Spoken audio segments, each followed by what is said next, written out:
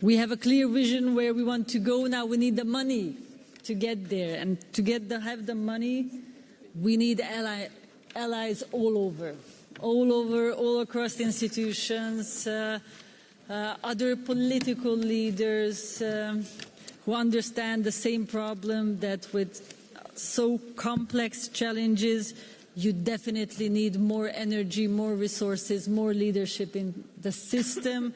This is what we're looking for. So I'll give the floor first to the co-rapporteur of the European Parliament, Ms. Tavares. The floor is yours for 5 minutes.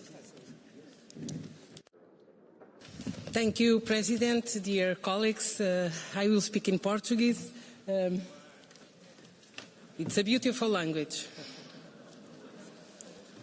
Bom, em primeiro lugar, naturalmente, agradecer muito este convite para podermos partilhar com as nossas regiões e com os nossos municípios o que têm sido estes longos meses de trabalho, em que chegámos à aprovação deste relatório por parte do Parlamento, esta posição por parte do Parlamento, primeiro com uma votação muito clara na Comissão dos Orçamentos e depois com uma votação a semana passada em plenário, que precisa de ser reforçada e por isso precisamos muito de continuar a trabalhar e não posso deixar de referir, porque acho que foi muito importante o trabalho que conseguimos desenvolver ao longo destes meses com os partidos pró-europeus e isso foi de grande relevância para o trabalho que concretizamos.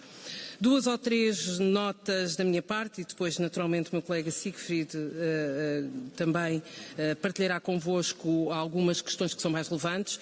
Desde logo, quando nós começámos a trabalhar neste relatório, como todos sabemos, começámos em outubro a trabalhar, o contexto mundial era completamente diferente daquele que é hoje e, portanto, quando trabalhamos um documento para 28, para um pós-27, naturalmente que temos que ser ambiciosos, temos que ter a consciência que não conseguimos fazer mais com o mesmo, temos que ter consciência que a Europa enfrenta hoje novos desafios, nomeadamente nas áreas da defesa, da segurança e da competitividade.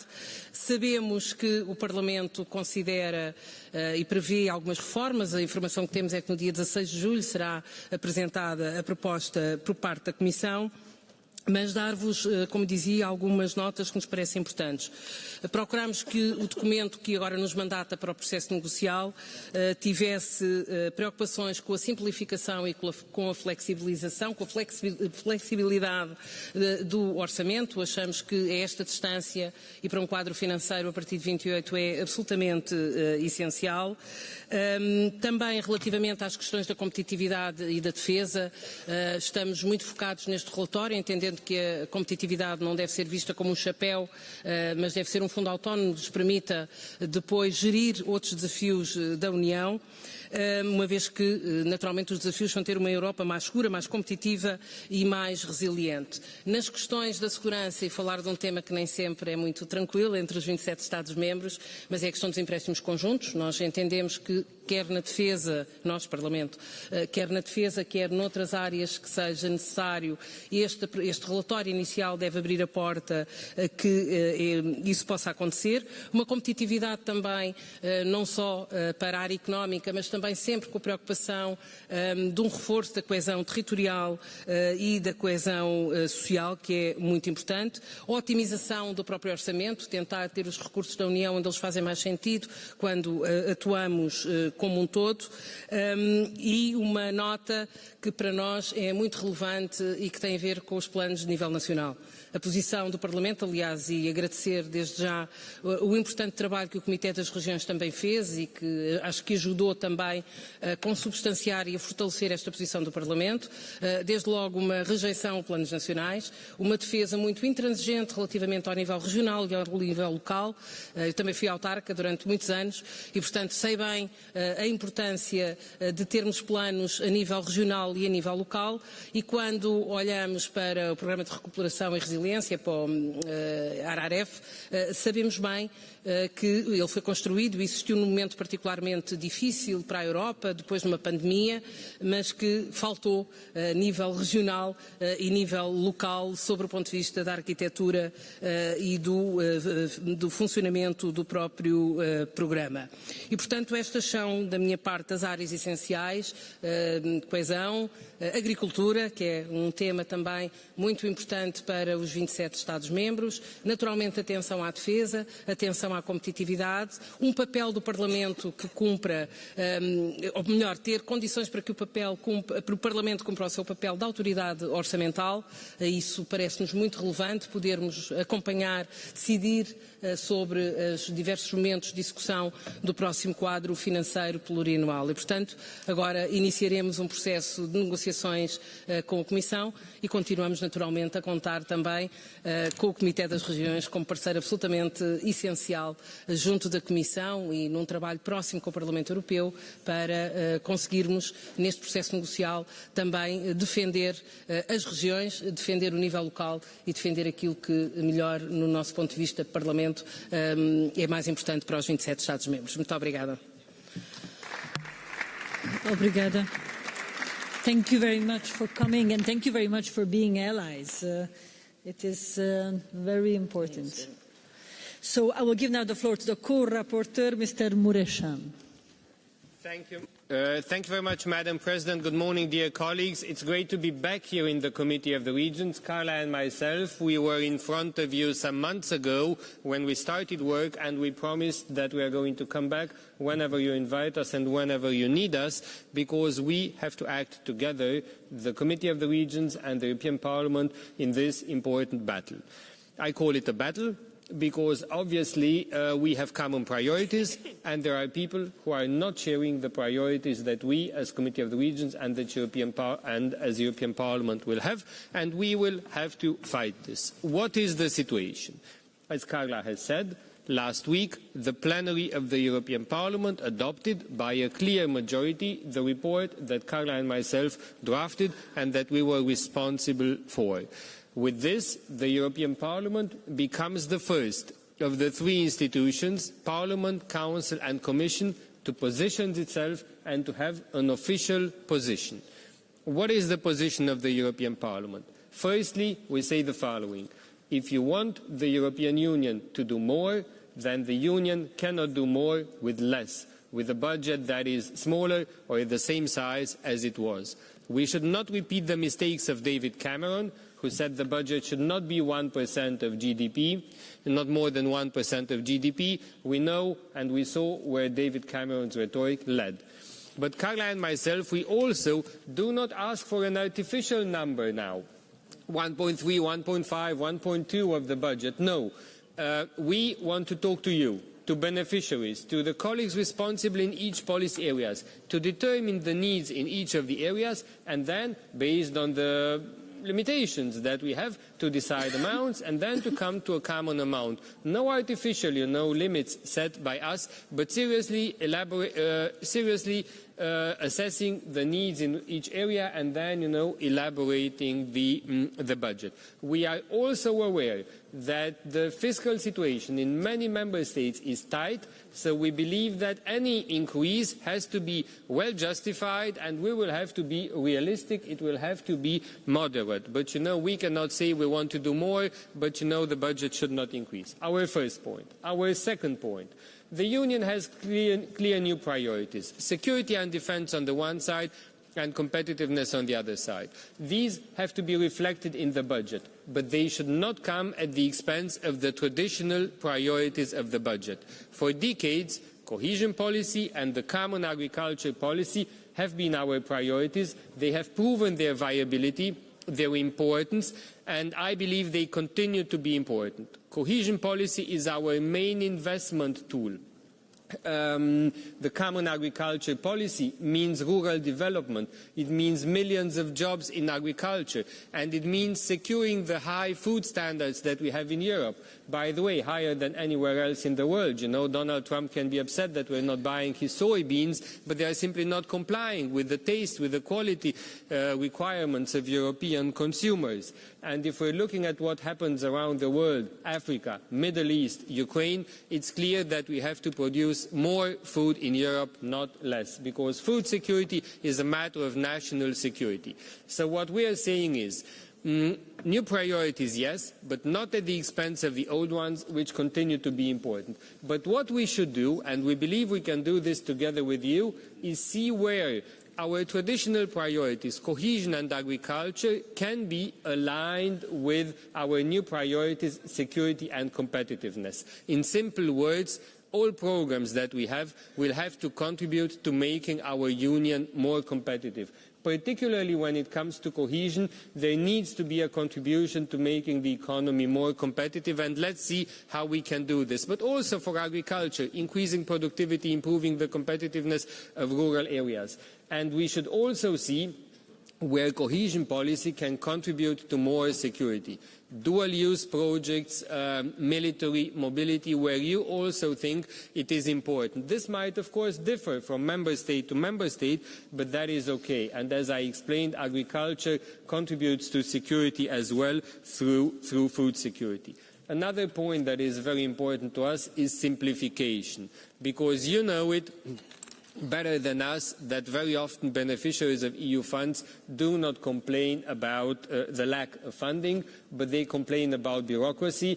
This is a top priority for us as a parliament, and we would appreciate, Madam President, colleagues, if in the next months we can work with you on this, receive from you ideas on where the simplification is needed, because you are closer to the beneficiaries than the European Parliament is. Next point. The involvement of local and regional level. When Carla and me were here at the end of last year, we told you this is a priority for us. We told you that we as a parliament would not accept a budget without an involvement of local and regional level. We pressed the Budgets Commissioner at his hearing to commit to the involvement of local regional level. He committed. We think we made good progress, but the fight is not yet won. We will have to, on the involvement of the local regional level, work closely, make sure that you have a role in the design of the plans, in the implementation, that there are special budgets designed for regions. The fight is not yet won. The Commission understood your clear message, our clear message. It's a priority in our Parliament's position, but we have to continue on this. My last point. You saw the leaks. The European Commission intends to merge cohesion policy and common agriculture policy into single national plans. Our report says very clear in the beginning of the report, so that, you know, even someone who is lazier and doesn't read the report to the end sees it.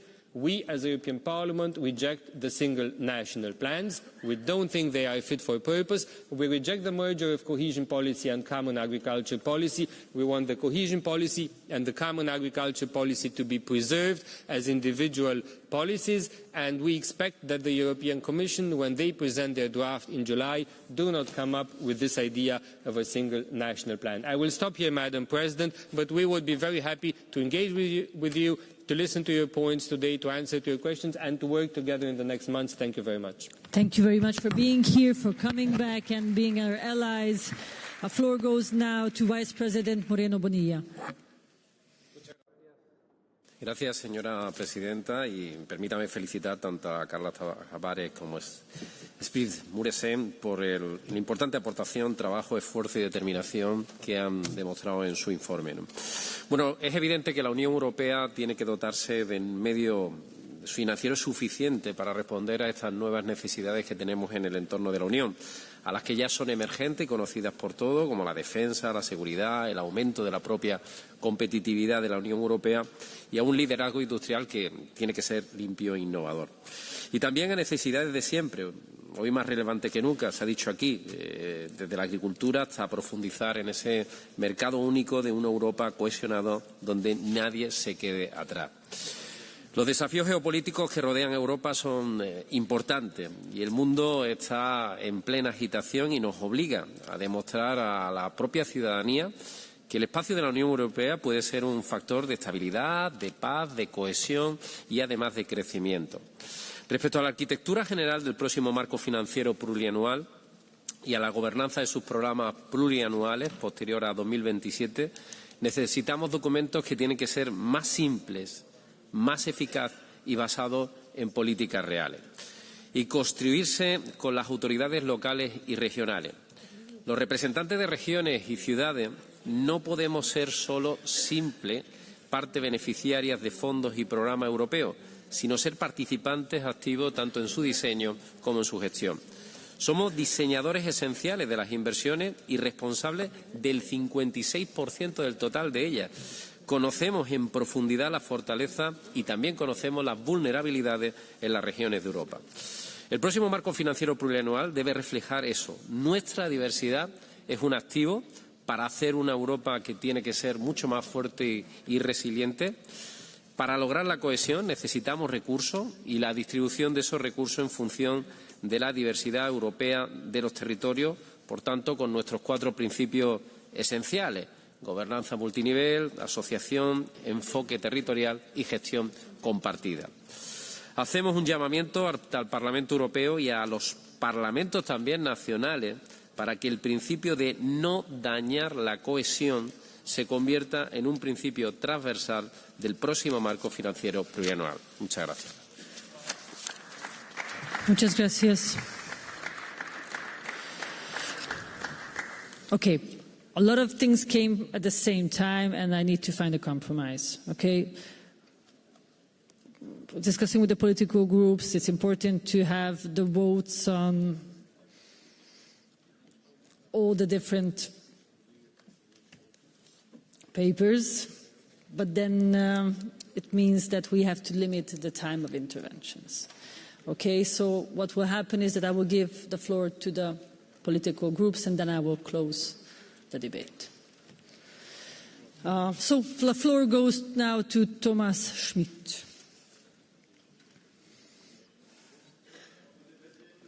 Liebe Frau Tavares, Herr Mureşan, vielen Dank für Ihre Ausführungen. Das macht ja etwas Hoffnung nach der Debatte, die wir hatten über nationale Pläne. Es taucht immer wieder auf, aber ich höre ansonsten nur Dementis, dass dieses nicht kommen wird. Und ich gehe jetzt mal fest davon aus, nach Ihren Ausführungen, dass dieses Thema abgeschlossen ist. Denn einen Punkt haben Sie nicht angesprochen, das ist die Akzeptanz bei der Bevölkerung. Und wenn wir diese Akzeptanz verlieren und das europäische Haushalt Risse bekommen, dann bekommen wir ganz andere Probleme, um noch Haushalte überhaupt aufstellen zu können. Denn wir brauchen ja die Zustimmung aller Mitgliedstaaten. Und deshalb ist es wichtig, die Menschen in den Regionen, in den Mitgliedstaaten nicht zu verlieren, die Herausforderungen, die wir haben, anzugehen. Und die sind vielfältig. Ich muss jetzt nicht alles noch einmal aufzählen. Sie haben sie genannt, ob das nun der Klimaschutz ist, ob das die Transformation der Industrie ist und dazu noch Handelsprobleme in der Welt und die schlimmen Folgen, Auswirkungen des Ukraine-Kriegs, dem müssen wir uns stellen. Und deshalb ist es für mich wichtig, dass wir auch bei dem Thema zusätzliche Mittel, Kreditaufnahme oder Erhöhung der Zahlungen der einzelnen Mitgliedstaaten das trennen. Einmal, was sind ganz konkrete jetzt zusätzliche Aufgaben, wie zum Beispiel die Unterstützung der Ukraine. Das muss auch durch zusätzliche Mittel erfolgen. Und was sind die langfristigen Ziele der Europäischen Union? Und das muss aus dem ständigen Haushalt kommen. Also diese Differenzierung ist meines Erachtens sehr, sehr wichtig. Und letztendlich müssen wir auch in der Debatte, ist heute auch noch nicht angesprochen worden, auch wieder mal über die Kontrollsysteme sprechen. Müssen wirklich in allen Ebenen Kontrollen durchgeführt werden. Zum Beispiel, es gibt Beispiele, wo man die gleiche Sache durch 10 unterschiedliche Institutionen kontrollieren muss. Muss das sein? Sanktionspolitik. Wir brauchen endlich eine Unterscheidung zwischen Fehler und vorsätzlichem Betrug. Auch das sorgt am Ende für Akzeptanz. Also es ist vielgestaltig. Wir müssen über die Mittelverwendung, aber wir müssen auch über Kontrollsysteme und Sanktionssysteme sprechen. Vielen Dank. Vielen Dank. Ivan Žagar. Hvala, gospa predsednica.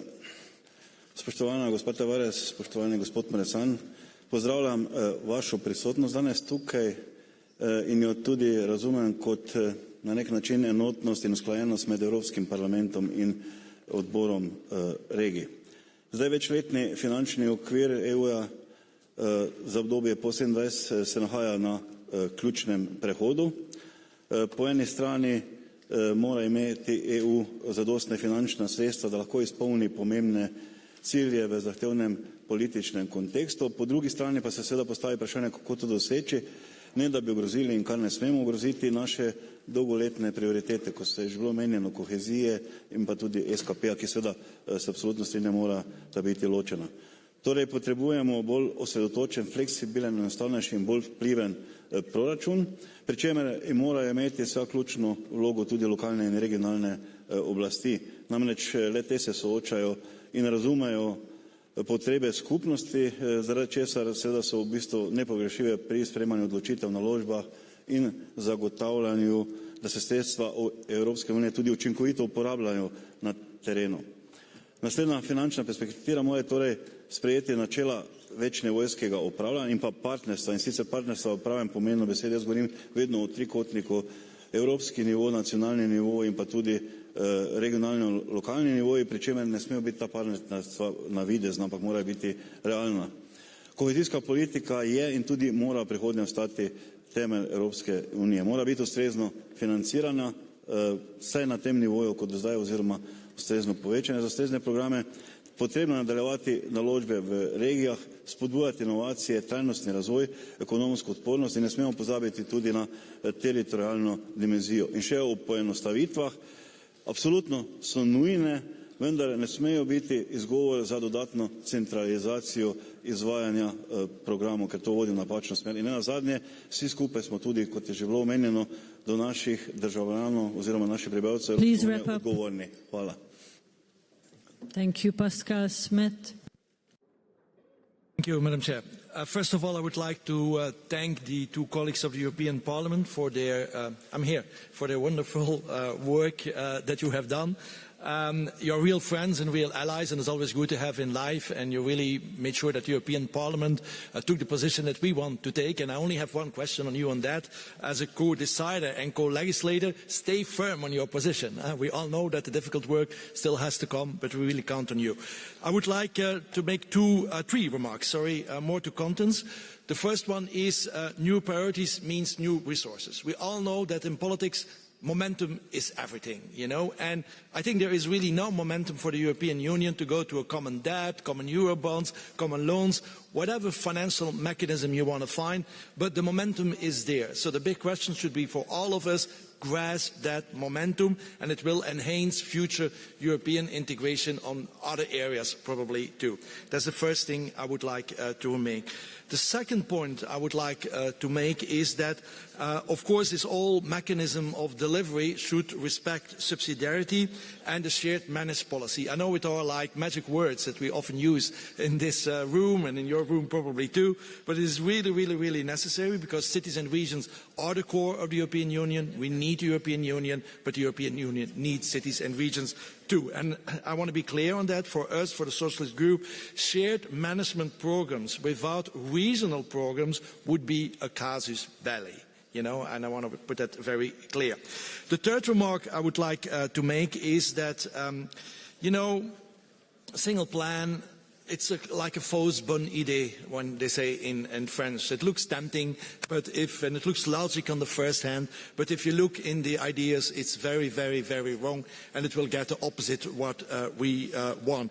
And we have to be very careful about what the Commission is talking about. We had Commissioner Fito talking about it, then a little bit backtrapping. Then we had Commissioner Serafin, as you said in your Parliament, explaining that it needs to be a national and regional plan, but we all know words are words. It can be played on semantic, what's in it, and especially what's in the details, because it's always in the details, and here it will also be in the details.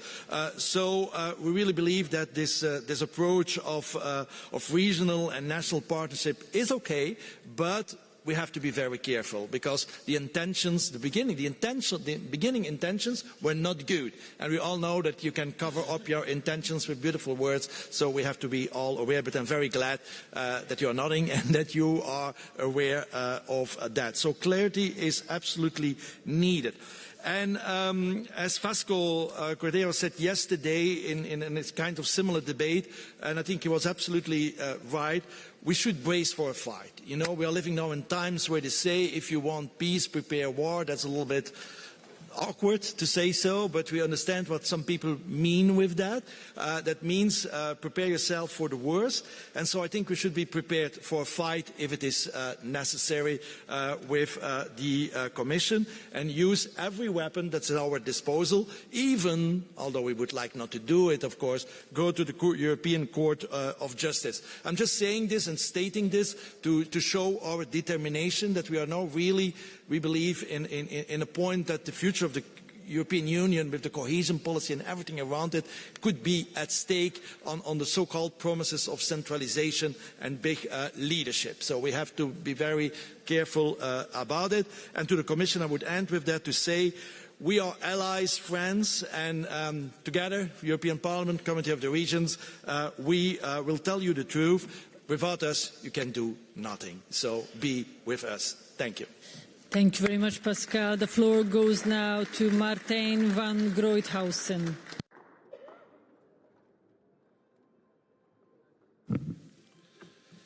Thank you, Madam President, dear colleagues from the European Parliament, dear colleagues, and I will speak to you on behalf of the Renew Group. The important reports of Draghi and Letta should not have arrived later. Europe stands at a pivotal moment in its pursuit of economic and technological leadership.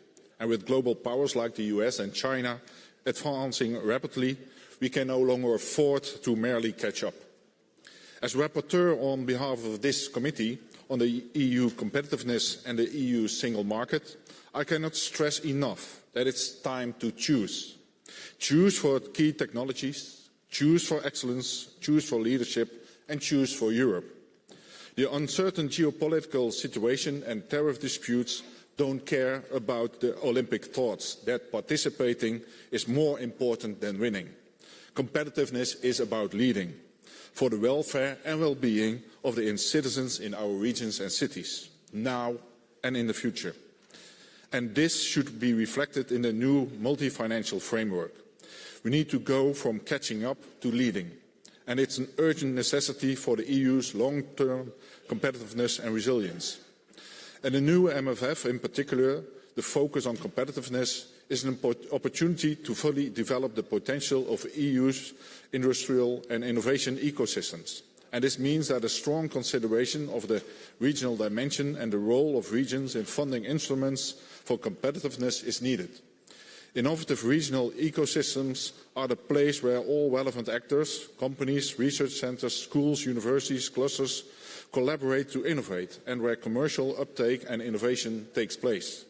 Regions with established innovation ecosystems should be empowered to scale their success up to the EU level.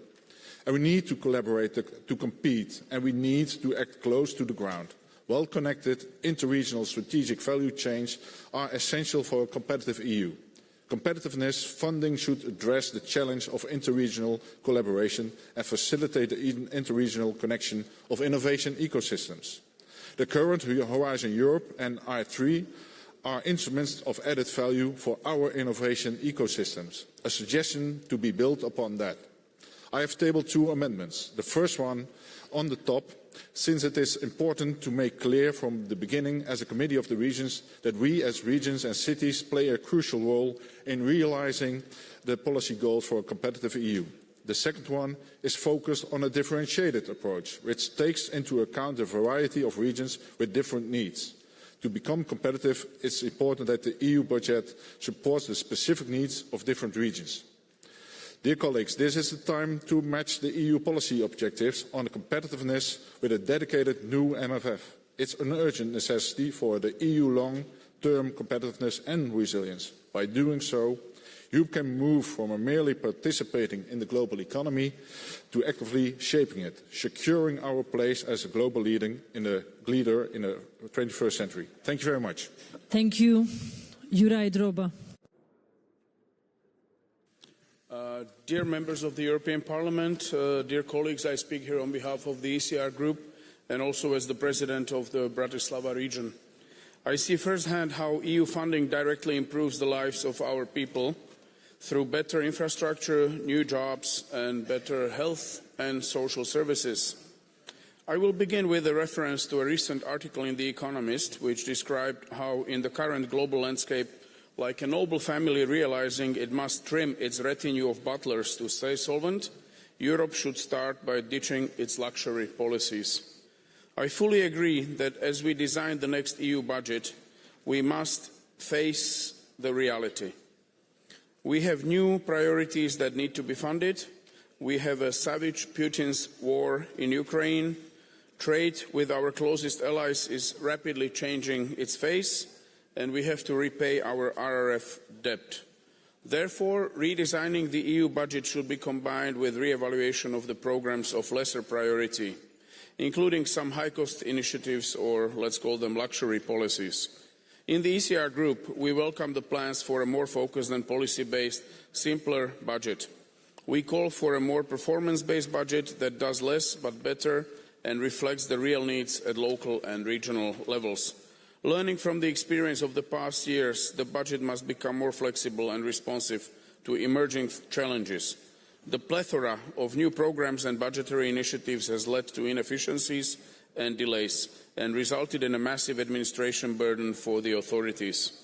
In the next period, instead of creating new programmes, we should reinforce those programmes that work. For example, in my own region, the success of cross-border cooperation through Interreg brought real benefits to the people, improving connectivity, creating jobs, boosting local economies.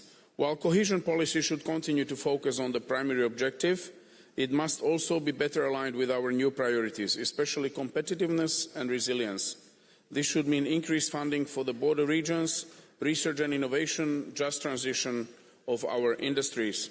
To achieve these goals, we need to empower those who are closest to the ground.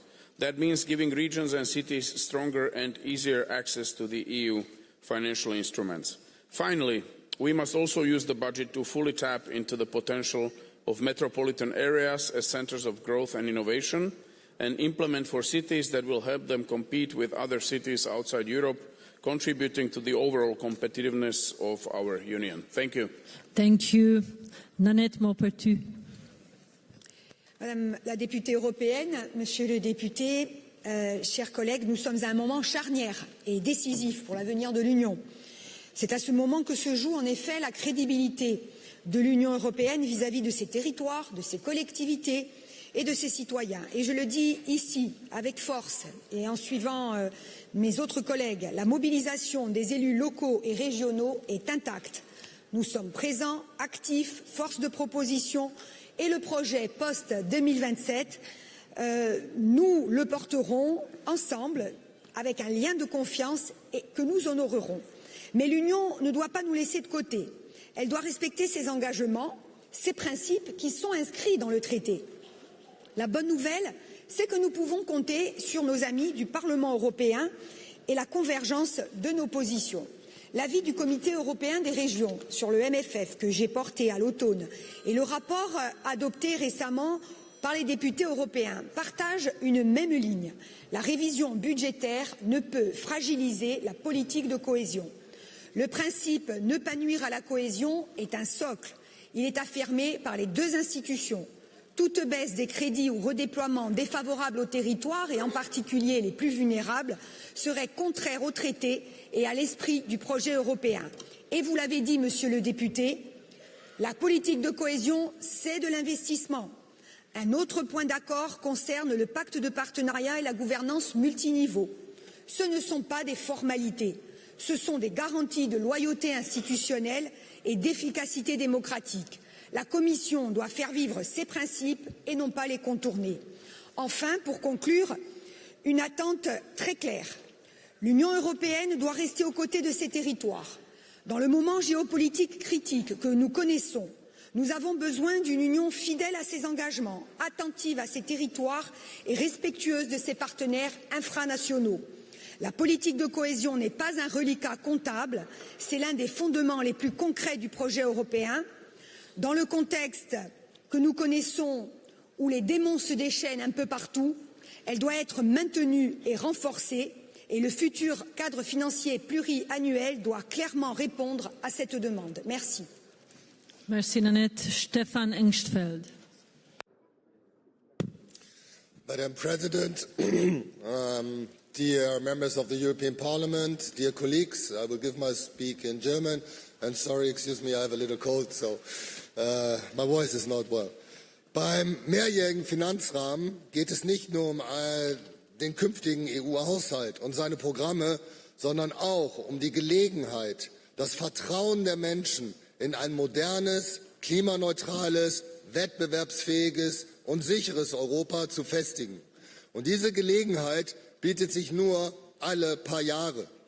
Die grüne Fraktion will diese Gelegenheit nutzen, das Vertrauen in ein zukunftsfestes Europa auszubauen.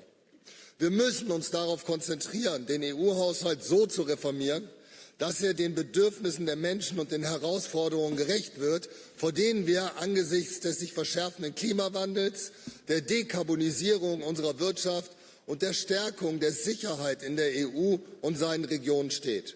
Dafür bedarf es aus unserer Sicht einiger wichtiger Schritte. Erstens darf es nicht zu einer Absenkung des EU-Budgets kommen, während die Aufgaben, Herausforderungen und Erwartungen an das EU-Budget zunehmen. Ich nenne hier nur beispielhaft Wettbewerbsfähigkeit, Forschung, Innovation und Verteidigung. Wir müssen uns zweitens ehrlich machen und auch die Einnahmenseite bei den notwendigen Investitionen in den Blick nehmen. Es braucht eine neue Initiative bei den EU-Eigenmitteln und eine ehrliche, transparente öffentliche Diskussion über dauerhafte EU-Anleihen. Und drittens zum Abschluss zur Kohäsionspolitik. Im Februar besuchte uns in meiner Region, wo ich herkomme, im Westen Deutschlands, in Nordrhein-Westfalen, der EU-Haushaltskommissar Serafin in unserem Parlament. Ich habe bei unserem freundschaftlichen Austausch betont, dass bei allem Reformbedarf an der Kohäsionspolitik das Partnerschaftsprinzip, der dezentrale, ortsbezogene Ansatz und die geteilte Mittelverwaltung als Grundpfeiler bestehen bleiben müssen. Wir wünschen uns keine Zentralisierung.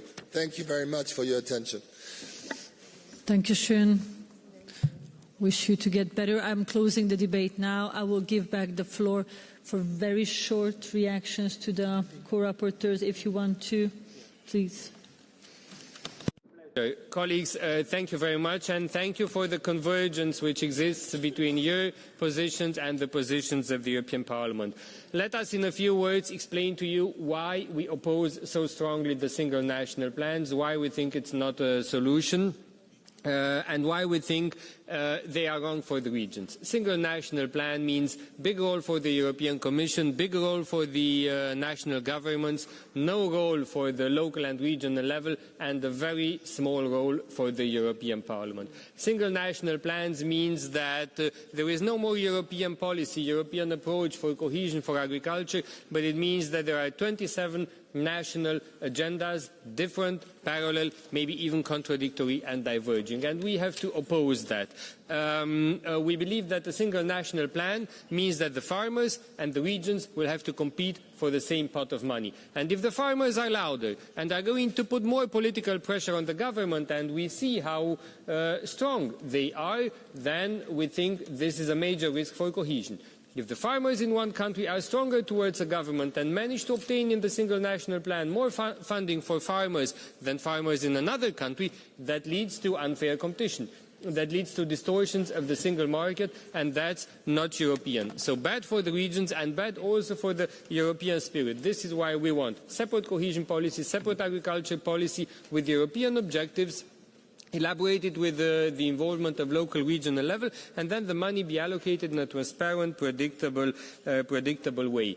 Indeed, the European Commission has understood this. I think they are going to drop the headline, but as many of the colleagues have said, the devil will lie in the details. They understood our strong message, but the fight is not yet won. This is why we have to be together. We have to make sure that in the MFF, but then also in the sectorial pieces of legislation on cohesion and so on, things will be okay.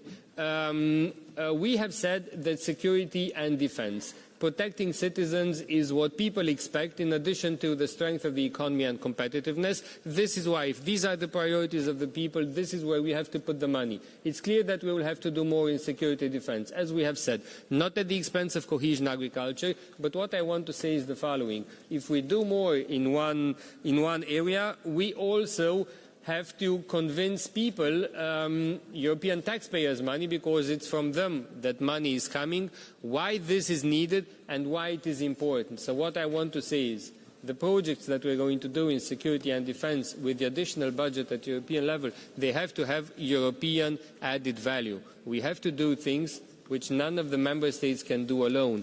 A common European air defense shield, for example, and other projects, so that people, and also in the net contributing countries, see that there is a benefit and added value. Otherwise, they will not accept, contributions to the budget eventually to be increased. We have to be very responsible when we spend the budget, and we need very good arguments. We need to convince people about European added value. Tackle irregularities and fraud, make sure that money is well spent, strengthening European public prosecutor, and so on. And last sentence, colleagues have mentioned the Recovery and Resilience Facility, Next Generation EU. We made debt to launch that. That debt needs to be paid back. It can only be paid back if we together support the introduction of own resources. Paying back Next Generation EU costs 25 to 30 billion euros per year, 15% of the EU budget. Either member states pay in 30 billion euros more into the EU budget, I don't think that's realistic, or we cut the EU budget by 15%, I think that would be wrong, and that would be a major risk for our current policies, or we introduce own resources. Please help us in this, fight for the introduction of own resources. Thank you very much for everything. Looking forward to coming back whenever you need us. Thank you very much for coming. We call for new resources all the time. Ms. Tavares, please. Thank you. Também muito breve, essencialmente duas palavras no seguimento do que o meu colega Siegfried acabou de dizer. Nós trabalhamos muito perto durante estes meses com os nossos colegas que estão também a elaborar o relatório relativamente aos recursos próprios e entendemos que isso é também uma mais-valia para o processo de negociação e de discussão que teremos daqui para a frente. Estamos em linha com o Comitê das Regiões, queremos e desejamos, e é muito importante para o sucesso do caminho, que é o mais difícil, que vamos começar agora, do processo negocial após conhecermos a proposta da Comissão, continuar a trabalhar próximo com o Comitê das Regiões, porque acreditamos que são também os primeiros grandes parceiros do Parlamento para esta negociação que se irá iniciar ainda este ano. Muito obrigada, Sra. Presidente, Srs. Presidentes, foi um gosto, como sempre, estar no Comitê das Regiões.